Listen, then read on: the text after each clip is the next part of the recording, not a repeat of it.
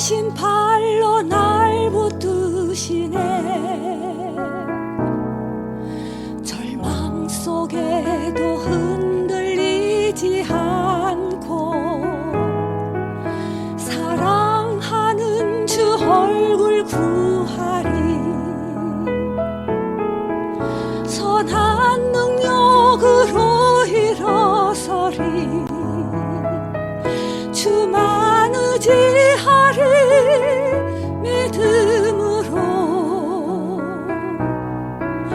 우리 고대한에 주 오실 그날 영광의 새날을 맞이하리. 이전의 괴로움 날 에워싸고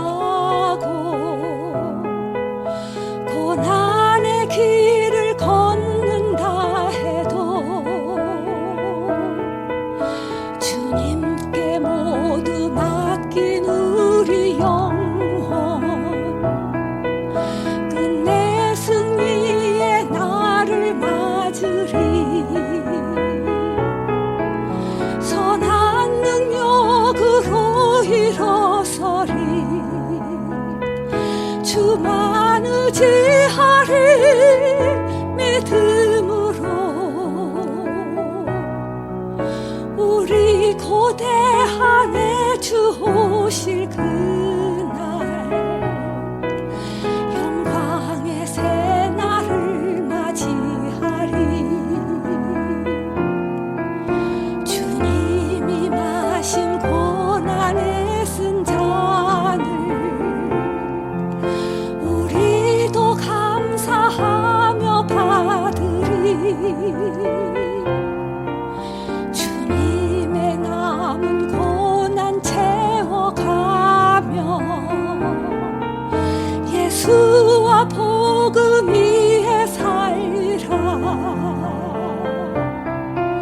선한 능력으로 일어서리. 주만 의지하리. 믿음으로 우리 고대한에 주 오실 그날 영광의 새날을 맞이하리. 주 선한 능력으로 안으시네. 그 크신 팔로 날 붙드시네. 절망 속에도 흔들리지 않고 사랑하는 주 얼굴 구하리.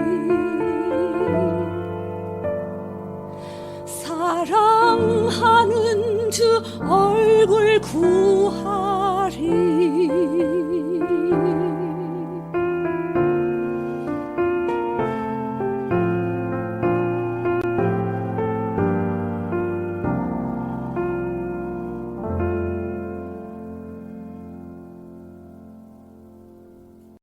오늘은 에베소서 4장 30절을 중심해서 영이 괴롭다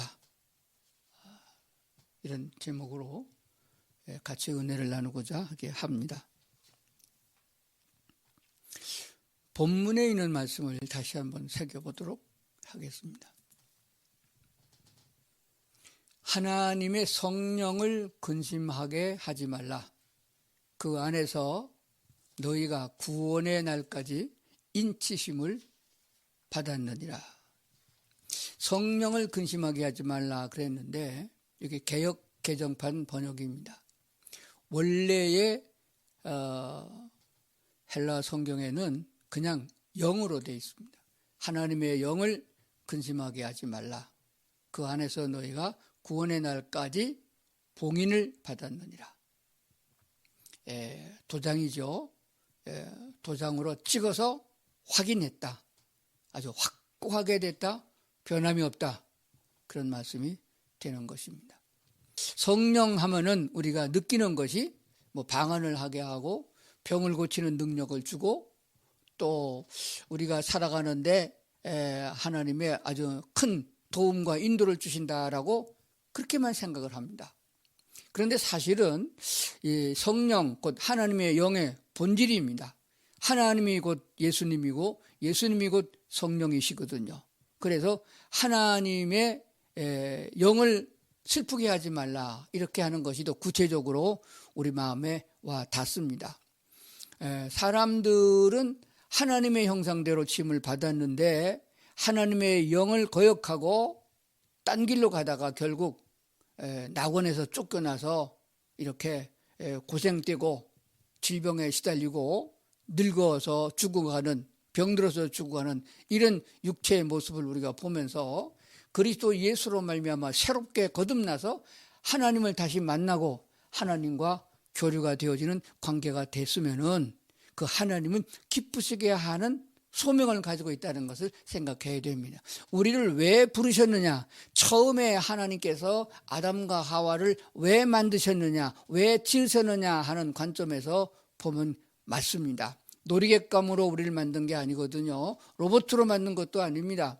하나님이 우리를 사랑하시고 그 사랑을 함께 나누고 기뻐하기 위해서 만드신 것입니다. 그런데 그런 피조물인 우리가 멸망받아 지옥에 들어가야 될 그런 입장에 있는 우리를 아무런 조건 붙이지 아니하고 그저 하나님께서 우리를 사랑하사 독생자 예수를 보내서 우리 죄를 대속하여 십자가를 지게 하시고 우리를 살리시려고 자기 몸을 내주신 그 큰 사랑을 인하여 우리가 구원함을 받아서 하나님의 자녀가 됐으면은 또 하나님의 친 백성이 되었으면은 마땅히 하나님을 기쁘시게 해야 될 것입니다.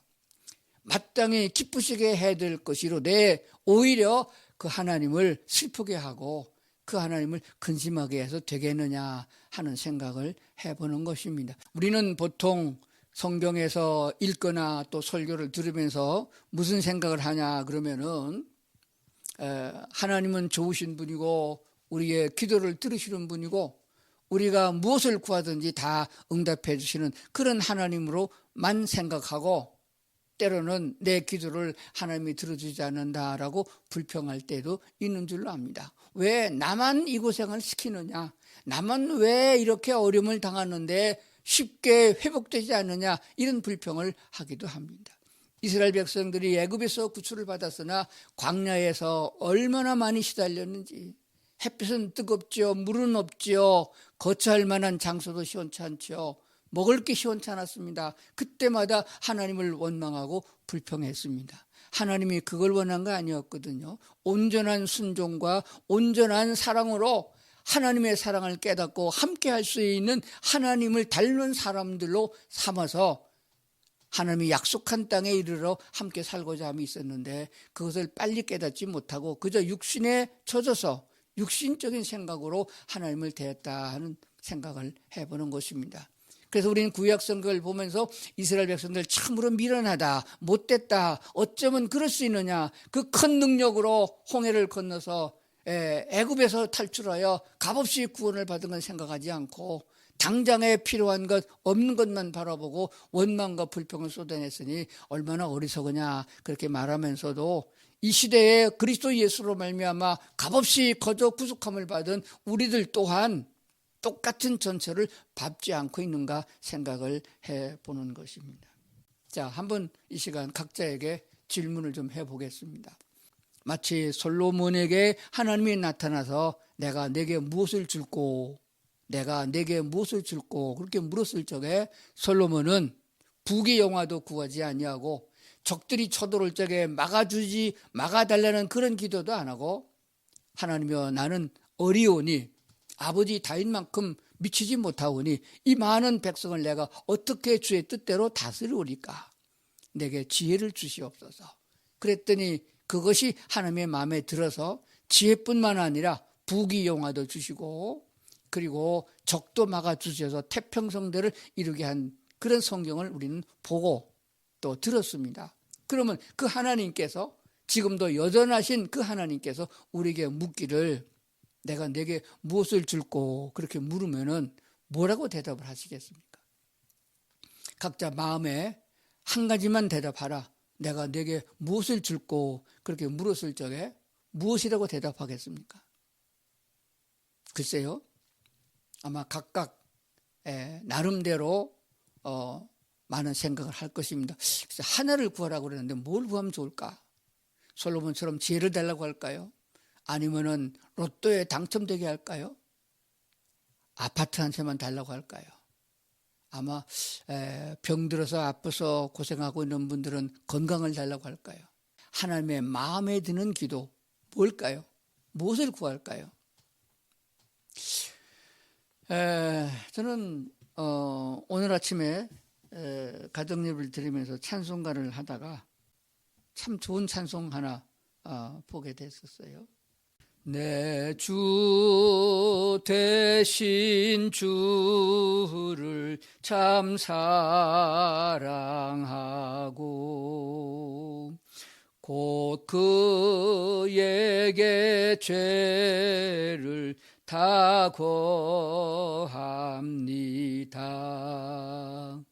큰 은혜를 주신 내 예수시니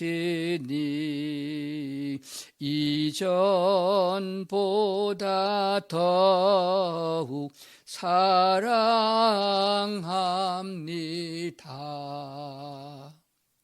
어제도 사랑했고 전에도 사랑했고 날 구원하신 주님 내가 사랑한다고 고백했지만 지금 내가 고백하기를 더욱 주님을 사랑하기를 원합니다. 그거 하나면은 부귀 영화와 건강과 모든 것이 포함되어 있지 않는가 이런 생각을 합니다. 반대로 하나님이 제일 싫어하는 거 우상 숭배에 빠져 있고 하나님보다 물질을 더 사랑하고 하나님보다 새끼를 더 사랑하고 다시 사랑하지 말라는 게 아니잖아요. 하나님을 두고 더 하나님보다 더 소중하게 여기는 것들이 있으면은 다 우상 숭배요. 탐심은 우상 숭배라고 했으니 어찌 하나님을 섭섭하게 하는 것이 아니냐. 거기에서 한 걸음 더 나가서 하나님께서 가장 미워하시는 마귀가 쓰는 도구 거짓말에 빠져가지고 사탄에게 종노릇하면서 하나님을 대적하고 음란하고 그리고 우상 숭배에 빠져서 절하고 이런 상황이 되면은 하나님께서 얼마나 슬퍼하시고 염려하시고 걱정하겠는가를 생각해 봅니다. 저도 이제 이 나이가 돼서 자식들을 키워왔습니다만 이제는 자식이 무릎 위에 자식이 아니에요. 큰아들이 지금 50이 됐고 그리고 줄줄이 밑으로 둘이 40대가 다 넘었잖아요. 또 손자, 손녀들이 있기 때문에 이제는 아들들에게 며느리들에게 뭐라고 잔소리를 못합니다. 그러면서도 걱정스럽고 염려스럽습니다.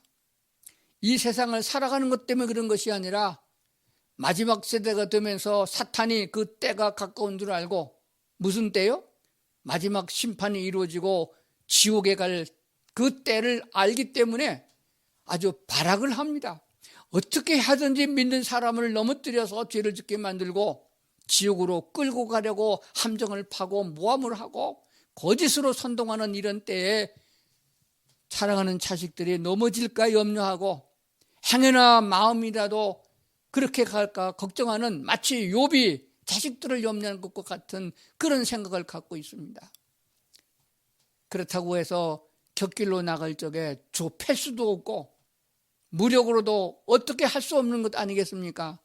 그러나 그 부모가 자식을 사랑하면 그것이 오히려 염려가 되고 슬픔이 되는 것은 하나님이 우리에 대해서도 마찬가지라고 여겨집니다. 우리를 그 무엇보다도 부모보다도 더 많이 사랑하는 얼마나 사랑하셨으면 자기 생명을 십자가에 내놓고 우리를 건져냈었겠느냐 하는 그 사랑으로 볼 적에 우리가 더욱 주님을 사랑하고 하나님께로 가까이 나가면 얼마나 하나님 기뻐하시겠느냐 하는 생각을 해보는 것입니다. 고린도서 1장 22절입니다. 그가 또한 우리에게 인치시고 보증으로 우리 마음에 성령을 주셨느니라. 성령이 없으면 하나님의 영이 없으면은 성령의 도움이 없으면 우리는 구원에 이를 수가 없었습니다. 그래서 요한복음 5장 26절에는 보혜사 곧 아버지께서 내 이름으로 보내실 성령 그가 너희에게 모든 것을 가르치고 내가 너희에게 말한 모든 것을 생각나게 하시리라. 로마서 8장 2절입니다. 이는 그리스도 예수 안에 있는 생명의 성령의 법이 죄와 사망의 법에서 너를 해방하였습니다. 로마서 8장 16절입니다. 성령이 친히 우리의 영과 더불어 우리가 하나님의 자녀인 것을 증언하시나니. 로마서 8장 26절입니다. 이와 같이 성령도 우리의 연약함을 도우시나니 우리를 위하여 친히 간구하시느니라. 고린도전서 6장 11절입니다. 우리 하나님의 성령 안에서 씻음과 거룩함과 의롭다 하심을 받았느니라. 아멘. 자, 성령이 없이는, 하나님의 영의 도움이 없이는 사탄의 죄악에서, 마귀의 슬하에서 벗어날 수도 없었고 구원에 이를 수도 없었을 뿐만 아니라 성령 곧 그가 아니면 우리는 오늘도 말씀을 받아먹고 깨닫고 바른 길을 갈 수가 없었습니다. 뿐만 아니라 성령은 우리가 사망의 법에서 우리를 해방하였다고 다시 한번 확인하고 있습니다. 마지막 날 우리가 하나님의 앞에 섰을 적에 구원의 완성된 천국에 들어갈 적에도 성령이 보증해 주신다는 것을 성경에 말씀해 주고 있습니다. 뿐만 아니라 이 땅에 살아가는 동안에도 우리의 연약함을 아십니다. 우리의 육체의 연약함도 아시고 우리의 영혼의 연약함도 아시기 때문에, 그렇기 때문에 우리를 도우시는데 우리가 친히 기도할 바를 알지 못할 적에도 우리를 위하여 친히 간구하시는 분이 성령이라고 말씀하고 있습니다. 뿐만 아니라 우리 하나님의 성령 안에서 씻음과 거룩함과 의롭다 하심을 받게 된 것도 성령의 도우심인 것입니다. 어느 것 하나 내가 나된 것, 내가 조금이라도 선하게 살고 있고 내가 조금이라도 주님을 찬양하게 된 이 믿음을 가진 것도 성령의 인도하심이 없이는 아무것도 할 수 없었음을 알게 됩니다. 그렇다고 그러면은 그 성령을, 곧 하나님의 영을 우리가 슬프게 하고 그 하나님을 괴롭게 해서 무엇이 유익하게 했느냐 하는 것이 되어집니다. 전도서 2장 17절입니다. 이러므로 내가 사는 것을 미워하였노니 이는 해 아래서 하는 일이 다 괴로움이요 모두 다 헛되어 바람을 잡으려는 것이기 때문이로다. 그런데 이 내용을 킹 제임스 흠정역 번역에 보면은 이렇게 하고 있습니다. 그러므로 내가 사는 것을 미워하였으니 이는 모든 것이 헛되며 영을 괴롭게 하는 것이므로 해 아래에서 이룩한 일이 내게 고통을 주기 때문이다. 이렇게 말씀하고 있습니다. 2장 28절에 전도서 2장 26절의 말씀을 보겠습니다.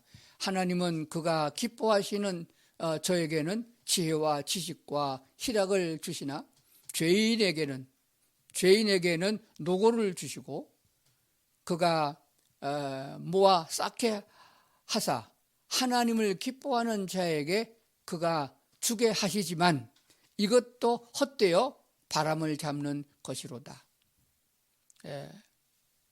흠정역에서는 영을 괴롭게 하는 것이다 이렇게 말씀하고 있습니다.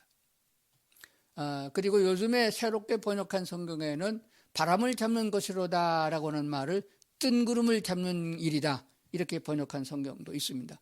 왜 이렇게 번역이 다르냐 하는 것부터 짧게 말씀을 드리겠습니다.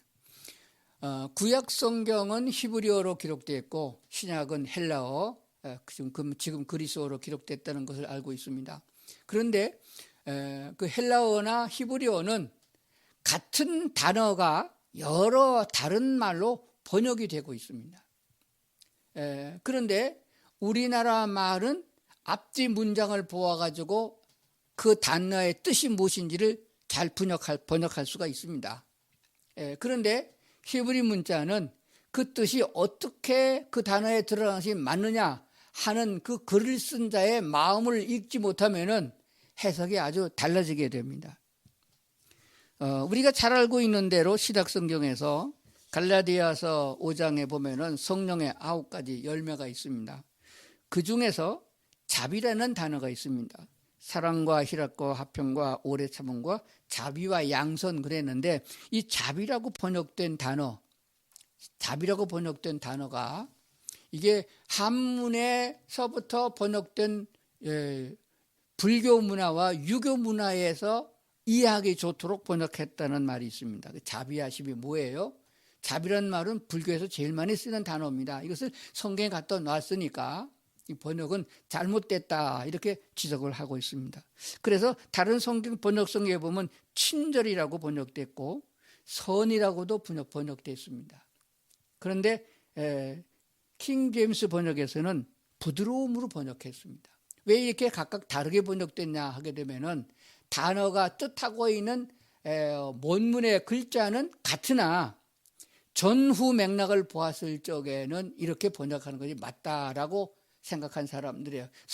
모든 성경은 하나님의 성령의 감동으로 기록됐고 성령의 감동을 받은 사람들이 성경을 해석을 했거든요. 그러니까 성령의 은혜가 큰 사람들은 하나님의 마음과 가까이 가서 해석을 했고 조금 은혜가 떨어진 사람들은 학적으로만 번역한 사람들은 글자 그대로 번역해서 이렇게 번역한 것을 보게 됩니다. 우리나라 말에도 같은 자가 여러 가지 뜻으로 번역되는 것을 보게 됩니다. 예를 들어서 자라고 쓰는 말, 한국말 자자 한자만 놓고 보면은 그냥 자자예요. 그 대나무로 만든 길이를 재는 자, 그리고 자도 되잖아요. 그리고 자기 할 적에 나를 말하는 자자도 있고 또 어떤 상대방 사람을 말할 적에 자자를 쓰기도 합니다. 아들이라고 쓸 적에도 자자를 쓰잖아요. 그런데 한글에 많은 자자는 똑같으나 한문에서 뜻은 60가지 이상으로 다른 뜻을 설명하고 있습니다. 그래서 한문은 그 한문의 뜻을 다 알면은 번역을 제대로 하는 셈이에요. 그래도 정말 글을 쓴 사람의 마음은 다 표현하지 못합니다. 재미있는 말은 아들이라고 쓸 적에는 아들 자자를 쓰면 되는 거예요. 그런데 그거는 한문을 모르는 사람은 그렇게 쓰지 않고 한국말로 쓰면은 누구 아들을 말할 적에 말하는 자자를 말한다. 자녀, 자식 그렇게 하면 앞뒤 문맥을 보아서 아는 거예요. 그런데 다른 자자가 있습니다. 글을 쓰는 사람, 기자, 신문기자, 방송기자 할 적에 자자는 아들 자자를 써도 안 되고 또 자기 자신을 높일 적에 인자 그렇게 쓰는 것도 안 된단 말이에요. 한문에 보니까 놈 자자를 썼어요. 그건 놈 자자를 쓴 거는 아주 낮춰 쓴 말이거든요. 쌍놈, 못된 놈, 나쁜 놈 할 때 쓰는 자자예요. 그런데 신문 기자를 가르쳐서 왜 그 자자를 썼을까? 인자, 좋은 사람, 인격적인 사람 자자를 쓰지 아니하고 왜 놈 자자를 썼을까? 그러므로 신문 기사의 거의 7, 80%는 나쁜 글이다. 제대로 좋은 글이 아니다. 그런 옛날에서부터 내려온 단어를 가지고 쓰는 것들이에요. 이와 같이 한 자의 글자를 가지고도 여러 모양으로 다르게 번역된다는 것을 알고 히브리어를 봐야 됩니다. 히브리어는 특별히 한 자의 같은 단어를 할지라도 뜻이 매우 달라요. 그중에 가장 오해하기 좋은 것이 하나님의 영입니다. 영이라는 단어를 바람이라고 할 적에도 같은 단어를 썼고 하나님의 영 할 적에도 같은 단어를 썼고 숨이라고 쓸 적에도 같은 말을 썼고 악령 할 적에도 같은 단어요. 천사의 영을 말할 적에도 같은 단어예요. 그러니까 같은 단어라고 해서 글자적으로만 번역하게 되면은 하나님이 됐다가 마귀의 영이 됐다가 사람의 영이 됐다가 짐승이 숨쉬는 영이 됐다가 이렇게 왔다 갔다 하는 거예요. 그래서 앞뒤 문맥을 잘 보고 하나님께서 무엇을 그 문맥에 담고 있느냐를 알고 단어를 해석해야 된다 하는 것이 됩니다. 그러므로 전도서 2장 17절은 충분히 우리나라 처음에 성경을 번역할 적에 동양 문화에 맞도록 번역한 것이기 때문에 조금은 이해가 가지만은 전부는 아니다 하는 것을 알게 되었습니다. 예를 들면은 인생에 살아가는 사람이 육체를 위해서 나면서부터 죽을 때까지 살아간 모든 생애를 다 살펴보면은 그거 다 헛된 거다. 헛되고 헛된 거다. 바람을 잡으는 것 뿐이다. 이건 유교 사상에서 온 거예요. 그리고 나중에 다른 성경에 본 전도서 2장에 나오는 말은 뜬 구름을 잡는 일이다. 바람을 잡는 것뿐이로다. 이게 헛되다. 이렇게 말하는 것을 보게 되거든요. 그러면 헛되니 어쨌든 헛된 짓을 왜 하느냐. 그렇게 하고 넘어가잖아요. 이게 문제가 되는 거예요. 그래서 원문의 뜻을 바르게 번역한 내용은 뭐라고 말하느냐. 저는 이렇게 믿습니다. 하나님의 영을 괴롭게 하는 것들이다. 이 세상에서 살아가는 인생에서 나면서부터 태어나가지고 입고 싸고 먹고 자라고 공부하고 출세하고 또 싸우고 불을 내고 뭐 이거 전부 다 합해서 마지막에 뭐 보약을 먹고 오래오래 살려고 애를 쓰고 결국 꼴까다가 죽는 거, 그 모든 것이 다 바람을 잡으려는 것, 그것이 뿐만 아니라 그렇기도 하지만은 더 중요한 것은 이 모든 것은 하나님을 괴롭게 한 거다. 하나님을 괴롭게 한 짓을 왜 하느냐 이거예요. 세상 사람이 하고 마귀에 속한 사람이 할 수 있겠지만은 하나님의 사람들, 사랑하는 아버지 하나님이라고 말하면서 나를 구원하신 나의 사랑하는 주님이라고 말하면서 어찌 하나님을 괴롭게 하겠느냐, 하나님을 슬프게 하겠느냐, 이렇게 해석하는 게 맞다는 거예요. 그 생각하면서 세상 부귀영화 쾌락에 빠져서 마귀와 더불어 춤추러 다니지 말고, 죄악에 빠져서 쌈박질하지 말고, 하나님이 원하는 영혼을 구원하고 서로 사랑하고 가난하고 어렵고 힘든 사람을 내가 돌볼 수 있는 힘이 있는 데까지 하나님이 주신 것으로 돌보면서 하나님의 사랑을 담아서 나타내는 자가 돼야 마땅하지 않겠느냐. 그래서 하나님이 과연 내 아들이야, 너는 과연 내 아들이다 라고 하나님의 말씀을 순종하는 사람들의 칭찬을 받는 그 길로 가야 헛되지 않는 것이고 바람을 잡지 않은 일이 될 수 있다는 사실을 알게 되는 것입니다.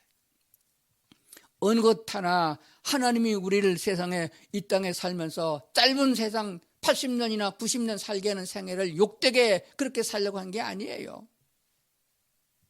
하나님의 뜻을 이루며 하나님의 마음에 드는 자의 삶을 살다가 영원한 천국에서 함께 살려고 하는 주님의 본질적인 뜻을 깨닫는다면 우리는 지금 이렇게 살아서는 안 된다는 것입니다.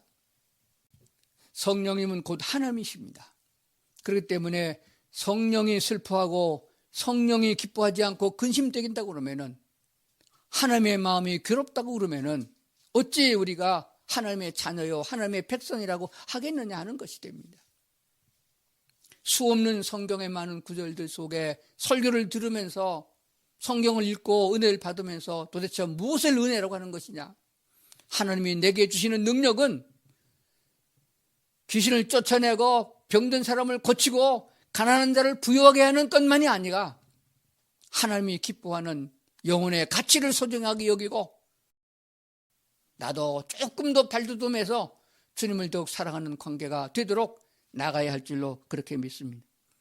오늘 성경 구절 한 군절 한번 암송하면서 오늘 마무리하고자 하는 것입니다. 다 아는 구절인데 한번 새겨서 읽어보도록 그렇게 하겠습니다. 갈라디아서 2장 20절입니다. 내가 그리스도와 함께 십자가에 못 박혔나니, 죽은 거지요. 박혔으면 죽은 거지요. 그런즉 이제는 내가 사는 것이 아니요 오직 내 안에 그리스도께서 사시는 것이다. 이제 내가 육체 가운데 사는 것은 나를 사랑하사 나를 위하여 자기 자신을 버리신 하나님의 아들을 믿는 믿음 안에서 사는 것이니라. 오직 의인은 믿음으로 산다고 그랬습니다. 우리는 그리스도 예수를 구주로 영접할 때 이미 의롭다고 선언을 받았습니다. 의로운 행위로 인해 의로워진 것이 아니고 하나님이 의롭다고 칭해 주셨고 하나님이 아들이라 해 주었기 때문에, 내 백성이라 해 주었기 때문에 하나님의 백성이요 하나님의 아들이요 의로운 자가 된 것입니다. 그러면 우리는 불의한 것을 보고 마음이 괴로워하며 악에 빠져서 그게 악인 줄을 모르고 헤매는 사람들을 보고 불쌍히 여기는 것이 하나님의 마음이며, 하나님이 지금도 우리를 위하여 대언 기도하고 계신다고 그러면은 우리도 이런 썩어진 세상에서 함께 마귀 사탄과 더불어 춤추고 죄악의 길을 달려가는 그 악한 무리들을 구원하기 위하여 조금이라도 애쓰는 마음을 갖는다고 하면은 그것이 주님과 동행하는 길이 아니겠느냐 하는 것입니다. 무엇이 옳은 길이며 무엇이 하나님이 기뻐하시는 건가? 이 세상에나 이 세상에 있는 것들을 사랑하지 말라는데 왜 그랬는가 생각해 보면서, 정작 내게 필요한 것은 무엇이든지 하나님이 다 공급해 주신다고 약속하셨으니 그 약속을 믿고 무엇을 먹을까, 무엇을 마실까, 어떻게 의사가 없으면 고침을 받을까 걱정하지 말고 오직 하나님을 바라볼 수 있는, 그리고 하나님을 믿는 그 믿음 안에서 살아가는 성도들이 될 수 있기를 주의 이름으로 축원합니다. 기도하시겠습니다. 우리 하나님께 감사드립니다. 아직도 부족한 것이 많고 연약하지만은 말씀을 듣고 깨우쳐 주시니 감사합니다. 내 생각과 고집을 버리게 하시고 주님을 따라가게 하여 주시옵소서. 하나님을 괴롭게 하는 것이 아니라 하나님을 기쁘시게 하는 자가 되게 하시옵소서.